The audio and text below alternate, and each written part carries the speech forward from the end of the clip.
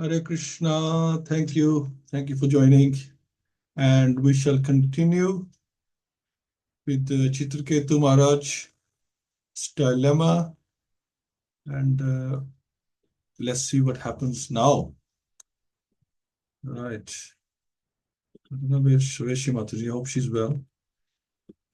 Okay, let's continue with this. So, last time we found that the son had died and then he was revived by Narad Muni. And the son said, which parents, which mother and father are you talking about? Because I've had so many mothers and fathers. Which ones are you? So that's what opened Chitraketu Maharaj's eyes that, yes, this is all temporary. Our real mother and father is Krishna himself because he's with us in every life. Whereas the other parents, families, they're only there for one life. And so everything's temporary and we should not be attached so much to them. Um, we should have some attachment, but we should have more attachment for Krishna because he is the real parent. So let's continue. So Queen Kritaduti's co-wives, so she is the mother of the child, co-wives who had poisoned the child were very much ashamed and they lost all their bodily luster. While lamenting, O king, they remembered the instructions of Angira and gave up their ambition to bear children. Following the directions of the Brahmanas, they went to the bank of the Yamuna, where they bathed and atoned for their sinful activities. Thus, enlightened by the instructions of the Brahmana Angira and Narad, King Chitraketu became fully aware of spiritual knowledge as an elephant becomes free from a muddy reservoir of water. King Chitraketu came out of the dark well of family life. So family lives here is compared to a dark well. Well, there you go. So let's pray. Om Namo Bhagavate Vasudevaya. Om Namo Bhagavate Vasudevaya. Om Namo Bhagavate Vasudevaya.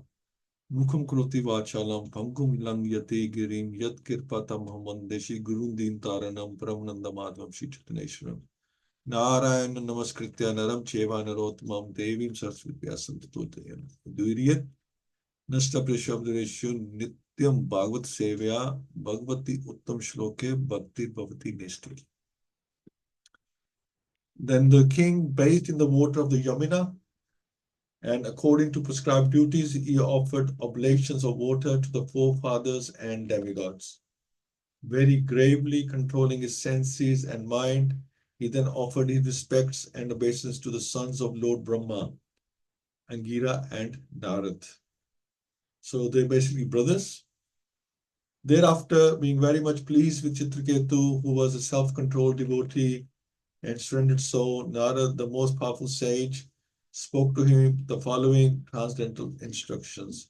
So Chitraketu, he says, yes, self-controlled and surrendered soul. But even then, we get entangled in material life. Sometimes we don't really understand that, what is best for us. Although we want Krishna, but we want material life at the same time. And sometimes you don't even realize it that you get entangled, it just happens automatically. So you have to be conscious of the fact, you have to be aware of which way the balance is going. You got material life, you got spiritual life, which way is the balance tilting? I think maybe spiritual life just a little bit more than material life, then that should be a little bit ahead. That can save us. Thereafter, being very much pleased with Chitraketu, so we done that.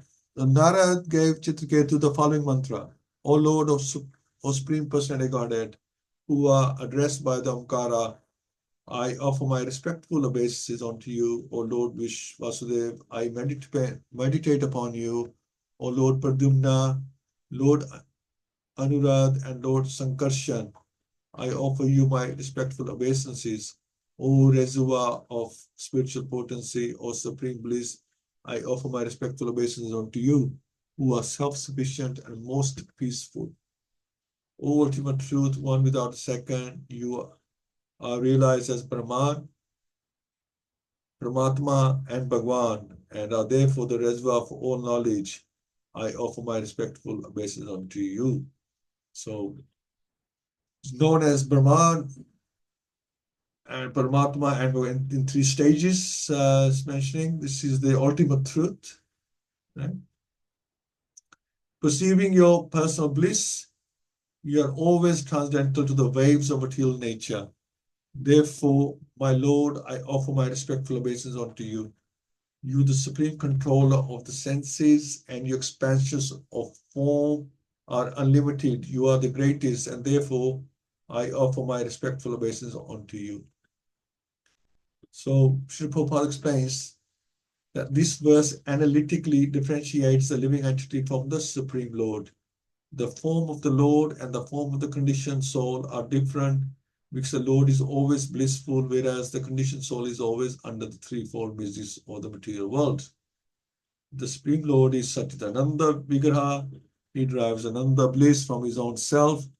The Lord's body is transcendental, spiritual, but because the conditioned soul has a material body, he has many bodily and mental troubles, don't we know?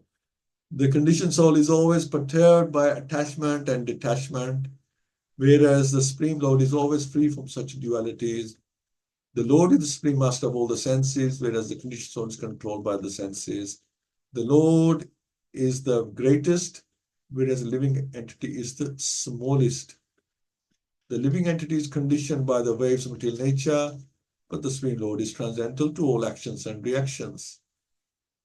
The expansions of the Supreme Lord body are innumerable, but the conditions only limited to one form only. From history, we learn that a conditioned soul, by mystic power, can sometimes expand into 8 forms, but the Lord's body expansions are unlimited. This means that the bodies of the Supreme Personality of Godhead have no beginning and no end, unlike the bodies of the living entities. So here's the difference between God and us. And if somebody claims to be God, then they must have those qualities rather than the ones of the living entity. And you can also see what the problem is. The problem is this body, mind, and senses. Now that's what we are actually also Satchit Anand Vigrahas, or at least Satchit Anand. We have that quality, but because we're given this material body and we think with the body, we get implicated with the condition of the body. The words and the mind of the conditioned soul cannot approach the Supreme Personality of Godhead, for material names and forms are not applicable to the Lord, who is entirely spiritual, beyond the conception of gross and subtle forms. The impersonal Brahman is another of his forms. May he, by his pleasure, protect us. So, as pots made completely of earth are situated on earth after being created and are transformed into earth again when broken, this cosmic manifestation is caused by the Supreme Brahman, situated in the Supreme Brahman and annihilated in the same Supreme Brahman. Therefore, since the Supreme Lord is the cause of Brahman, let us offer him our respectful obeisances.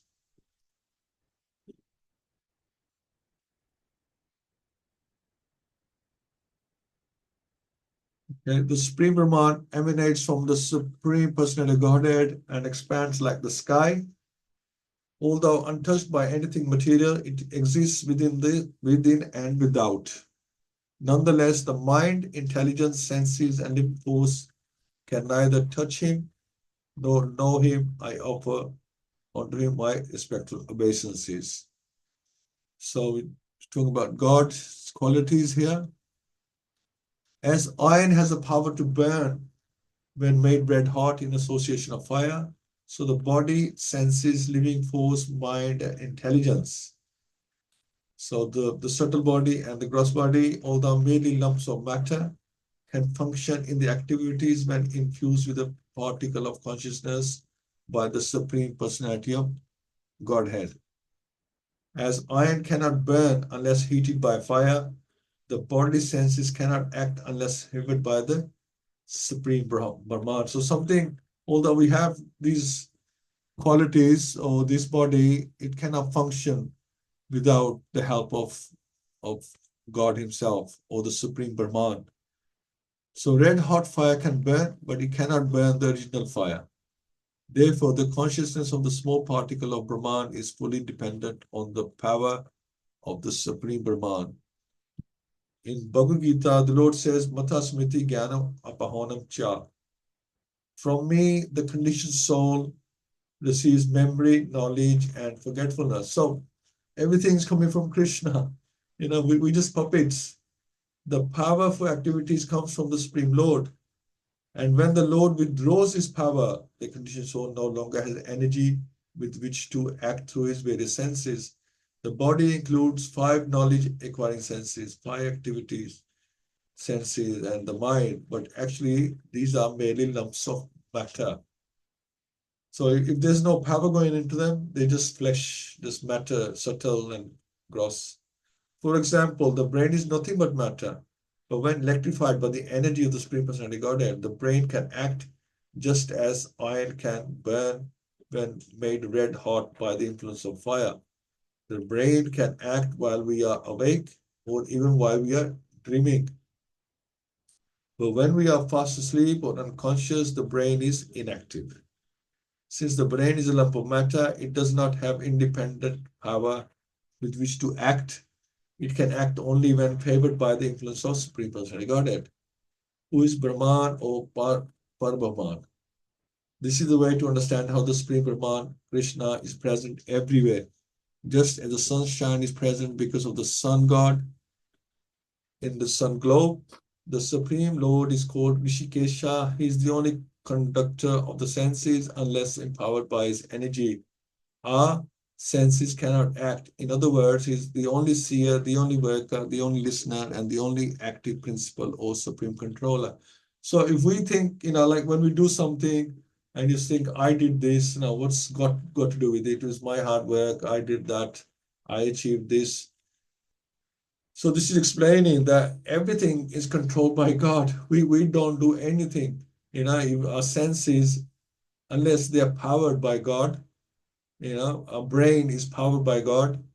We cannot do anything. We can only desire something, and then Krishna gives us the power to achieve it, or not give us the power to achieve it if he thinks it's not really good for us. So it's like that. So we're not the doers. They are, or the material energy is involved, and super soul or Krishna is involved in getting the results of whatever we're doing. We're not the only doer. Sri Shukdev Goswami continued. Narad, having become the spiritual master of Citraketu, instructed him fully in this prayer because Citraketu was fully surrendered. O King Parikshit, Narad then left with great sage Angira for the topmost planet known as Brahmalok. So that was information they gave to Maharaj Citraketu, and he should meditate on that. So when Angira had first come to visit Citraketu, he didn't bring Narad with him. However, after the death of Citraketu's son, Angira brought Narad to instruct King Citraketu about Bhakti Yoga. Because when Narad instructs anyone, it's on the mark. He hits right where he should hit, and cause transformation in anyone, even the hunters and the lowest of people. It changed them. The difference was that in the beginning, Citraketu was not in a temperament of renunciation. But after the death of his son, when he was overwhelmed by his great plight, he was awakened to the platform of renunciation by instructions regarding the paucity of this material world and material possessions. It is only at this stage that Bhakti Yoga can be instructed. As long as one is attached to material enjoyment, Bhakti Yoga cannot be understood. This is confirmed in Bhagavad-Gita. Bhagaveshwarya prasaktanam tya aparat chetasam vyavasatmika buddhi samadho na vidiyate. In the minds of those who are too attached to sense enjoyment and material opulence and who are bewildered by such things, the resolute determination or devotional service to the Supreme Lord does not take place. As long as one is very much attached to material enjoyment, one cannot concentrate his mind on the subject matter of devotional service. So this is why we have to be in the mode of goodness, because if we are in the mode of passion, like this here, we want a lot of sense gratification. We do things for sense gratification. So this is what passion is all about. Or we have more ignorance that we really don't care for anything, then we cannot understand bhakti. We have to be in the mode of goodness. We have to balance, peaceful. We have to be in control to be able to do bhakti. Very important. Fasting and drinking only water. Citraketu for 1 week continuously chanting with great care and attention the mantra given by Narad Muni. O King Parikshit, after 1 week and of repeatedly practicing the mantra received from the spiritual master, Citraketu achieved the rule of the planet of the Vidyadharas as an intermediate product of his spiritual advancement in knowledge. So it seems like Maharaj Citraketu has left his life, his body, and he becomes, he goes to the planet of the Vidyadharas. So that's the intermediate. Instead of going straight to the spiritual world, he's gone to the Vidyadhara planet. If a devotee, after being initiated, adheres rigidly to the instructions of the spiritual master, he is naturally endowed with the material opulences. And in this Maharaj's case of Vidyadhar Adipatyam and similar posts as byproducts. A devotee need not practice yoga, karma, or jnana to achieve a successful result. Devotional service alone is competent to award a devotee all material power. A pure devotee, however, is never attached to the material power, although he gets it very easily without personal endeavor. Citraketu received the side benefit of his devotional service, which he rigidly performed in accordance with the instructions of Narad. So when we're doing devotional service, when we are spending time in spirituality, our material lives takes care of itself. Even sannyasis, renounced people, people living in a cave, if they are spending time focusing on the Lord, on Krishna, on God, then their material life just takes care. People bring them food and all the other necessities. It just happens automatically. Because Krishna takes care of everyone, then why wouldn't he take care of his own devotees? Thereafter, within a very few days, by the influence of the mantra that Citraketu had practiced, his mind became increasingly enlightened in future progress, and he attained shelter at the lotus feet of Anantadev. A devotee's ultimate achievement is to take shelter of the lotus feet of the Lord in any one of the planets in the spiritual sky as a result of rigid execution of devotional service. A devotee receives all material opulences if these are required. So if Krishna thinks that they will beneficial for you, he will give you them. Otherwise, the devotee is not interested in material opulences, nor does the Supreme Lord award them. So as long as Krishna is in the center, you can have anything, but provided that thing, whatever is giving you, helps you to keep Krishna at the center, whether it's family, friends, opulence, new car, new home, whatever, as long as Krishna is center, that you are thinking this will help me in my bhakti, then Krishna grants it. When a devotee is actually engaged in the devotional service of the Lord, his apparently material opulences are not material. They are all spiritual. When you're using something in spirituality, then it all becomes spiritual.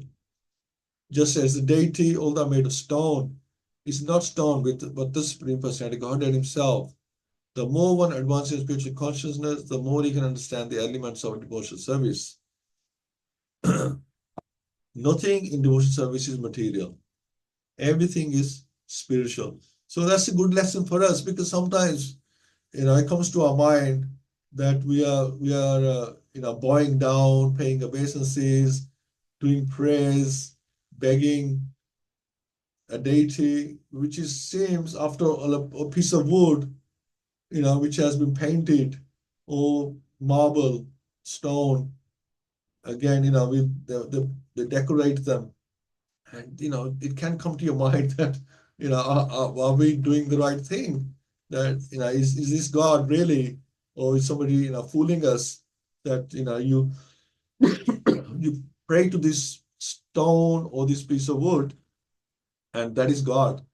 But if you think God is stone or wood, then God will be stone and wood. If you think that is God, and we know the pastimes, and we know the prayers of Brahma, what Krishna looks like, so that's image of God in that form, then it's God. So if a devotee spends money to construct a beautiful and costly temple, the construction is not material but spiritual. Nirbandha Krishna Sabandhe Yuktam Viragyam Uchate. A devotee's mind is never diverted to the material side of the temple. The bricks, stone, wood used in the construction of the temple are spiritual, just as the deity made of stone is not stone but the Supreme Personality Godhead Himself. So all depends on our consciousness. If you are Krishna consciousness, then everything seems spiritual. If you have material consciousness, then everything seems material, right up to us. Excuse me. So the more one advances in spiritual consciousness, the more he can understand the elements of devotion service. Nothing in devotion service is material. No, everything is spiritual. Consequently, a devotee is awarded so-called material opulence for spiritual advancement. This opulence is an aid to help the devotee advance toward the spiritual kingdom. Thus, Maharaj Citraketu remained in material opulence as Vidyadhar Pati. So he became a king again in the Vidyadhar planet, master of the Vidyadharas or Vidyadhars. And by executing devotional service, he became perfect within a very few days and returned home back to Godhead, taking shelter of the lotus feet of Lord Shesha Ananta. So a karmi's material opulence and a devotee's material opulence are not on the same level. Sri Madhvacharya comments in this way: by worshipping Lord Vishnu, one can get whatever he desires, but a pure devotee never asks Lord Vishnu for any material profit. Instead, he serves Lord Vishnu without material desires and is therefore ultimately transferred to the spiritual kingdom. So if you are interested in material things, then naturally you're going to get material things. If you want spiritual things, then you will get those material things for spiritual benefit. It's just simple as that. Krishna knows your heart. He knows what you want and why you want it, and he will give you accordingly. But we have to be very careful. If you attach to material energy, then the material energy will hold us in the material world. We have served this material energy for so many lifetimes, and this material energy is our master, and no master wants to let such a good servant go. Even if you want to leave the material energy, think this person has been my servant for so many lifetimes. He has served me so well, and now he wants to go to another. He wants to go to spiritual world. Why? I'm going to lose a very good servant. Why should I let him go? So unless you really prove that you're worthy of going, it's not going to let you go. It's going to want to hold you here and serve it. It needs, just like God is God. If God has devotees to serve him, then he's God. Otherwise, God alone, what good will he be if he has no one to serve him or praise him as God? God alone, if you're a billionaire but you have nobody to show off your billions to, you have no way to spend it, then what would the point of billion money with this paper? So same with material energy. Material energy is no good if it has nobody to serve it. So this is competition going on, but we have to know what is right for us, because we are spirit soul and we don't belong in the material energy. We need to go back to the spiritual energy. So thank you all so much for joining. Um, We have Aradhya, Hina Mataji, Rukmani Mataji, Parveen Mataji, Sureshya Mataji, and Radharani. Thank you all so much. And we'd love to hear from you on this very nice pastime of Chitraketu Maharaj, and how he was like completely changed by Nardmani. Nardmani is amazing, you know. He just, whoever he touches, whoever he meets, transforms them. You know, if there's any doubt they have, he just completely turns 180 degrees. So Hare Krishna, welcome back, Sweshi Mataji. Hope you're well, and like to hear from you, please. Hare Krishna.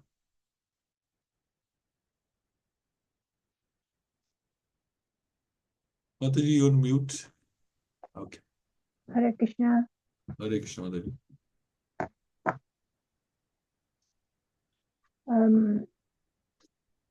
All human beings, we are all born in this material world. We are born in the darkness of ignorance. As when we are born, we don't know what is spiritual life. The spiritual master, then we get the spiritual master who gives the knowledge and how to get back to Godhead and back to Godhead and cross the ocean of ignorance from this material world, which is full of suffering. Barefooting activities and desire, the living entities, and our desires, we tend to migrate from one body to another. Sometimes we become human, sometimes we become the demigods, sometimes animals, some aquatic. And unless one is blessed by pure devotee or spiritual master, one cannot one cannot realize the Supreme Lord. Like Citraketu, he met the spiritual master Narad Muni, so he realized about the Supreme Lord. No one is delivered unless favored by a Vaishnava. So Citraketu was delivered by Narad Muni. Narad Muni is a pure Vaishnava, spiritual master of so many devotees like Prahlad Maharaj and Dhruv Maharaj. And mantras, and you always give mantras, because through mantras we can get to Supreme Personality of Godhead. And mantras are very powerful. By chanting mantras, Chitraketu took shelter of Supreme Lord. And Dhruv Maharaj, by chanting mantra, he could see the Supreme Personality of God, Lord Vishnu chanting Om Namo Bhagavate Vasudevaya. So mantras are very important. It glorifies and it's a prayer as well. So Chaitanya Mahaprabhu, he gave us mantra as well for this Yuga, Kali Yuga, to chant Hare Krishna Maha mantras, and it is to take shelter of a Supreme Personality of Godhead. In the material world, all the relations are temporary. Only true relation is with the Supreme Personality of Godhead. Because everybody, when your mother, father, everybody, they all leave you. But Krishna will never leave you. He's with you always with the super soul. And even if you migrate to another body, he's still with there. So he's the only person is with you all the time. And we are part and parcel of Krishna. So we should take the shelter of Supreme Personality of Godhead to be delivered and do the prayers. And the best, the most powerful is to take shelter of Srimati Bhagavatam, because Srimad Bhagavatam is none different from Lord Krishna. Because he's in all the pages, if you find any pages, Krishna is there. He's sound incarnation of Krishna, because when Krishna was leaving this planet, and the Buddha was very distressed, and he said, whom shall I take shelter? And then Krishna said, I'll be in Bhagavatam, take shelter of Bhagavatam, and then that means you are taking shelter of me. If you take shelter of Bhagavatam, then you will learn devotional service, how to do devotional service to Krishna, how to love Krishna. And many devotees were delivered by the spiritual masters. So the spiritual masters are very, very important, or some of our senior devotees who've been in the Krishna conscious movement for a long time. They know very well. They can guide you and take you in the right path. So we have to learn few mantras from the devotees and try to take shelter of Krishna. Main thing is take shelter. If you take shelter, then Krishna will protect you. If you don't take shelter, like if it's raining, if you take umbrella, you will get shelter. If you don't carry umbrella, you won't get, you will get wet. So we have to take shelter. Like we have to take shelter of Guru Maharaj as well and the spiritual master and anything. So without taking shelter, we are ignorant. We don't know anything about God or how to go on, carry on peaceful life. Thank you. Thank you, Mataji. Yes, wonderful. Thank you for sharing your wisdom with us. And yes, so right. Importance of spiritual master, importance of a mantra, importance of Srimad Bhagavatam. It is crucial. We have these things in our lives. These are the tools, and without them, these are the vehicles. These are the boats that we cross this material world with. Unless we have these, it's just not possible to get across. So thank you for that. And just to let you know that from 2025, from the new year, I'm working on right now. We are working on starting Srimad Bhagavatam verse by verse. So we'll go through verse 1 onwards. Every verse we discuss either one verse or more than one verse in the session.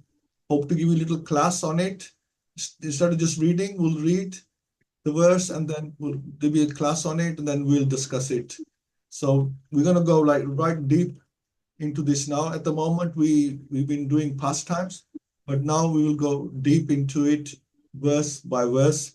So if anybody else who's interested in knowing Bhagavatam verse by verse, we can go through it each verse, because sometimes it's not easy to read by yourself and sometimes it doesn't make any sense, and it's important to study together. So we're going to study verse by verse. So some people already asked me who are not in this group, they've asked me, if they can understand Srimad Bhagavatam verse by verse, and we will do that. We'll go right deep into it and discuss it word by word, line by line, verse by verse. Thank you so much, Mataji. Okay.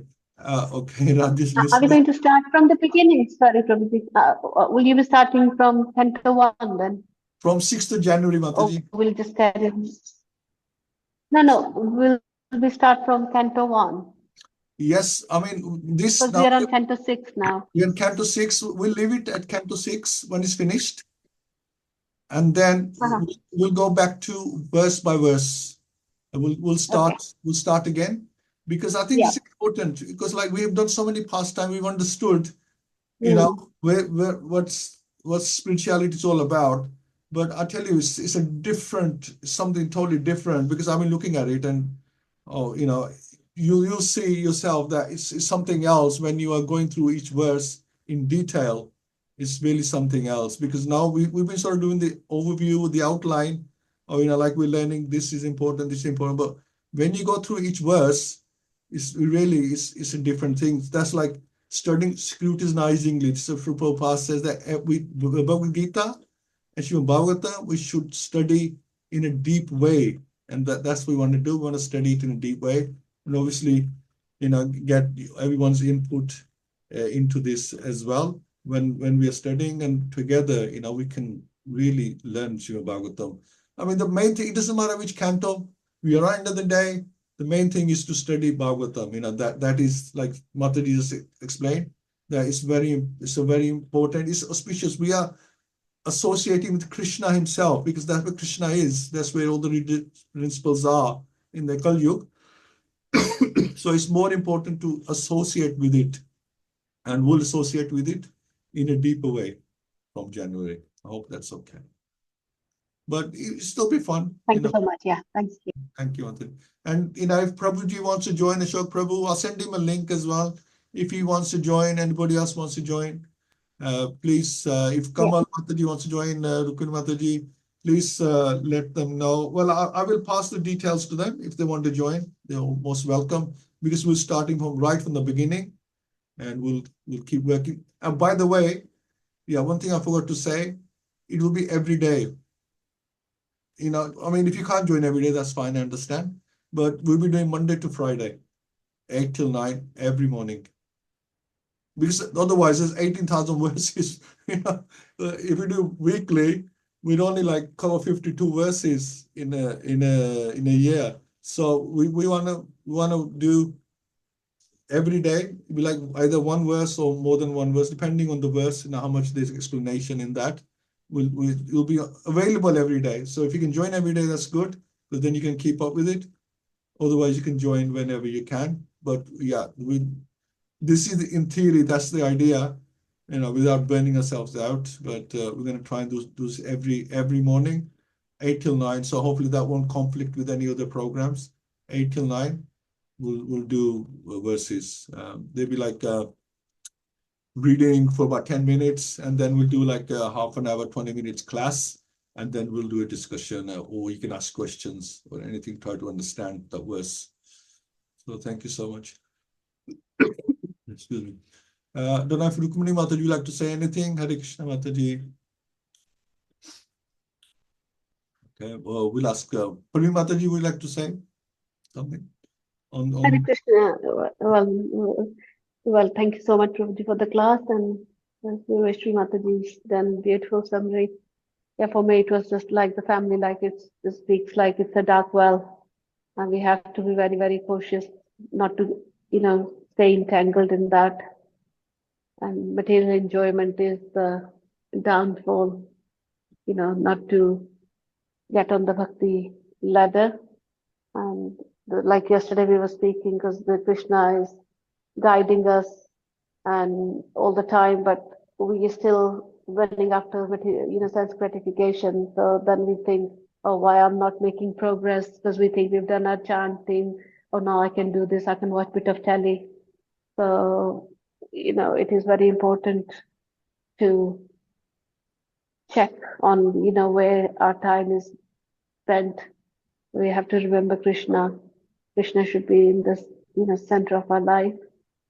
And again, you picked on importance of mantras, and we are very fortunate to have Mahamantra by Chaitanya Mahaprabhu, and it also talks about the power Krishna, how supreme he is, and like we're reading Chaitanya Charitamrita, and it's just eye-opening. Like today we read not only like in the material world there are so many universes and planets, but even in spiritual world. Because I thought spiritual world, it will be just one thing. So, we just can't even imagine how vast Krishna's energy and, and so many expansions. And we also read about devotional service. When we are engaged in devotional service, we don't have to worry about the material things. When we are sincerely working, then we don't really care about our material position anyway. But Krishna always takes care anyway, he doesn't let the devotee suffer. So we just need to have faith, determination, and sincerity, and take shelter of the lotus feet. And again, also picked on like the importance of spiritual masters and the Brahmanas, how mercy of Angira and Narada helped Citraketu. So again, I think I did ask you before as well, Prabhuji, about Narad Muni. So, but I'm thinking, because I haven't got a spiritual master yet, so maybe I need to pray to Narad Muni, how he helped everyone, Yeah, thank you so much. But it's sad how the Bollywood has always shown, Narad Muni in a bad way, But we need to pay obeisances to Narad Muni to help us in bhakti. Hare Krishna. Hare Krishna. I mean, spiritual master, Oh, there's lots of Shiksha Gurus. Everything around us is Shiksha Guru. Our family is our Shiksha Guru. Guru. We see everything. I mean, even this morning I was just looking at Bing. I just quickly flick through it, and you see there. Every time you look at they have like windows of news, and you're just looking at the titles. How so and so is died, so and so is born, so and so has got cancer. So birth, death, old age, and disease. You just learn from that screen. You're teaching us, look, this is what life's all about. Birth, death, old age, and disease. It's as simple as that. You just pick up, you look at the screen of the news.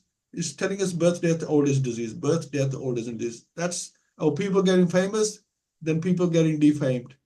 Showing that nothing is permanent. Even if we are glorified, 1 minute we're glorified, and then we are defamed. That's life. That's how it works. Nothing is permanent, right? We know we have flowers falling on us, then we have the pot drop on our head. That's life. This we don't have any control. We are not the controllers. So even a screen can be a guru. So we have so many Siksha gurus. But you're right, a Diksha guru would be nice, because then we can do marriage with Krishna. We can connect ourselves with Krishna. We can show him Krishna. We are serious about this. And yes, we do want to come home, and we are committed to you. It's at the moment we just have a relationship. Once you get initiated, you show your commitment. You're seriously committed, just like a marriage. You're seriously committed to this relationship. That's the important thing. Radha, you want to say it? Thank you so much, Prabhuji. That's very nice. Very nicely, yeah. That's hit me now, what you said.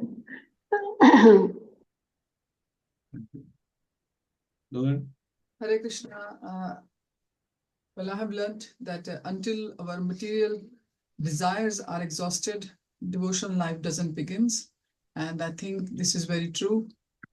Until we are hankering even for something within material universe, we look at the great spiritual leaders and spiritual gurus, how they have come to that platform, because they're finished with the material side, and we are, our one foot is here, one foot is there. And until, like we've learned in this class, that until we give everything whichever is of the material in our life in Krishna's service, until then we will be confused. So yes, we have to use everything for Krishna's devotional service, and not even think of as material things, but as something which can be used for the spiritual service. Hare Krishna.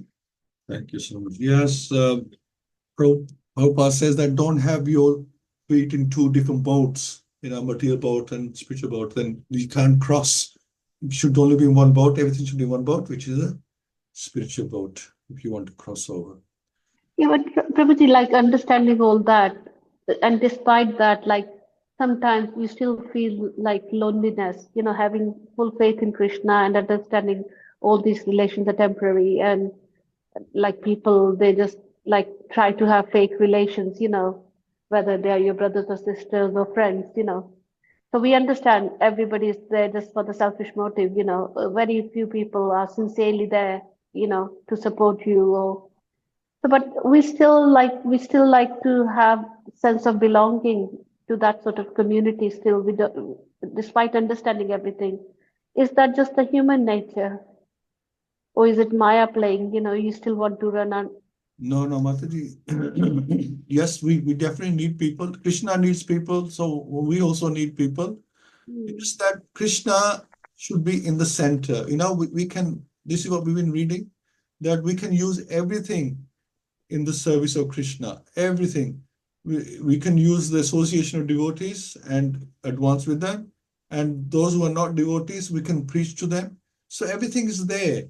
Or Krishna is saying that be attached to me. If you want to come back home, then show some commitment to me. Be more attached to me than you are to others. No harm in being detached, no harm in loving your family. That is natural, right? Even even Krishna loved his parents when he was here. Ramchandra, he cried when his father died, right? So no harm in that, but just saying that Krishna says, just don't forget me because you don't belong here. This is just temporary. Just remember where your real home is. That's all. Otherwise, we continue this life as usual. It's not a problem. Just make sure everything you're doing, Krishna is in the center of whatever you're planning, whatever you're thinking, whatever you're desiring. That Krishna is in the middle of that. That's Krishna has some part in that. That's what Krishna is saying. That just remember me in your opulences and in your relations. Just remember me somehow in there. Just remember those. So you have family. Just think that Krishna has given you this family, and you need to help them as well as helping yourself. You need to help them as well. So Krishna should be connected in that process somewhere. That's all. Otherwise, it's not a problem. But like you just saying that, don't be so attached that you forget me and you just like Maharaj Citraketu, you just forgot everything. Just totally bewildered about his son. So he had to be brought up. Look, your son is not your goal of life. He's just a temporary son, and you are his temporary parents. It's like that. Yeah. Thank you. Thank you so much. Okay, let's do a couple of nice rounds. Srishi Mataji, then Parveen Mataji. Hare Krishna.